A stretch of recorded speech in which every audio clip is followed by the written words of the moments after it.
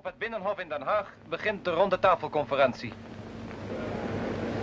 Minister-president Drees opent de plechtige bijeenkomst met een rede waarin hij onder andere zegt: wanneer de conferentie leidt tot bevredigende overeenstemming, gevolgd door praktische verwerkelijking van de gestelde doeleinden, dan wordt de deur geopend naar een onafhankelijk en soeverein Indonesisch volksbestaan en naar een samengaan van beide volkeren op de basis van vrijheid en vriendschap. Setelah konferensi meja bundar pada 2 November 1949 berhasil menyelesaikan konflik dengan Belanda, Indonesia akhirnya dapat fokus dalam membangun negara.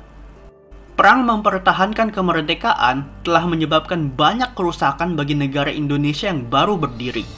Walaupun Belanda telah hengkang, masih banyak masalah internal yang harus diselesaikan oleh pemerintah Indonesia, terutama masalah keuangan dan ekonomi. Soalnya, salah satu kesepakatan dalam KMB adalah hutang-hutang Hindia Belanda ditanggung oleh Indonesia. Ditambah lagi, Indonesia harus membayar biaya reparasi perang melawan Belanda. Memang tidak adil, tetapi inilah harga yang harus dibayar agar Belanda hengkang dari tanah air Indonesia.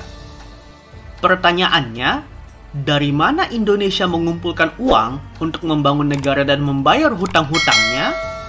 Simak video ini untuk mencari tahu jawabannya. Jangankan memikirkan untuk membayar hutang, kas negara saja hampir kosong. Selama masa perang kemerdekaan, Indonesia mengandalkan donasi dan bantuan dari berbagai pihak agar bisa tetap berdiri. Setelah perang kemerdekaan selesai, Indonesia harus mengandalkan sumber dayanya sendiri untuk membangun ekonomi, yang sebenarnya sangat berlimpah. Bukankah karena sumber daya alam alasan Belanda menjajah Indonesia? Tetapi, walaupun berlimpah, Indonesia saat itu belum memiliki sumber daya manusia yang kompeten dalam mengelola sumber daya alam. Terlebih lagi, Indonesia masih dalam gejolak politik, termasuk berbagai pemberontakan. Selama masa demokrasi liberal dari tahun 1950 hingga 1959, pemerintah Indonesia mengalami 7 kali pergantian kabinet. Sementara pemberontakan terjadi di berbagai daerah, seperti DITII, APRA, PRRI Permesta, dan lain-lain. Dengan semua gejolak dan ketidakstabilan politik yang terjadi, serta sistem ekonomi Indonesia yang masih belum jelas arahnya, bagaimana negara Indonesia dapat bertahan selama masa demokrasi liberal? Bukankah harusnya sudah bangkrut? Sebenarnya, ada satu peristiwa yang membuat Indonesia dapat bertahan selama masa gejolak ini. Peristiwa tersebut adalah Perang Korea yang terjadi dari tahun 1950 hingga 1953. Mengapa Perang Korea menyelamatkan Indonesia dari kebangkrutan? Perang Korea merupakan konfrontasi antara Korea Utara yang didukung oleh Cina dan Uni Soviet melawan Korea Selatan yang didukung oleh Amerika Serikat. Tidak seperti Uni Soviet dan Cina yang bersebelahan langsung dengan Korea Utara, posisi Amerika Serikat sangat jauh dari Korea Selatan. Sementara Jepang, yang merupakan basis operasi Amerika Serikat, tidak memiliki sumber daya alam. Karena itu, Amerika Serikat beralih ke Indonesia, yang relatif dekat jaraknya dengan Korea untuk memenuhi kebutuhan perang ini.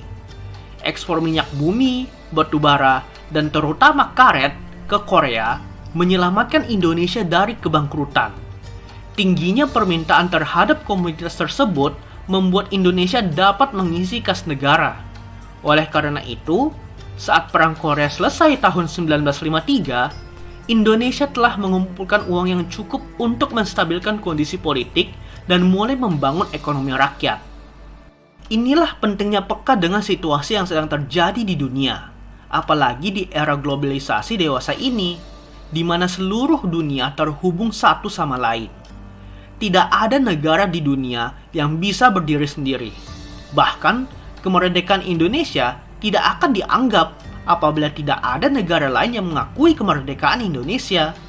Dengan kata lain, penting untuk selalu mencermati kejadian di berbagai penjuru dunia, karena akan berimplikasi terhadap Indonesia.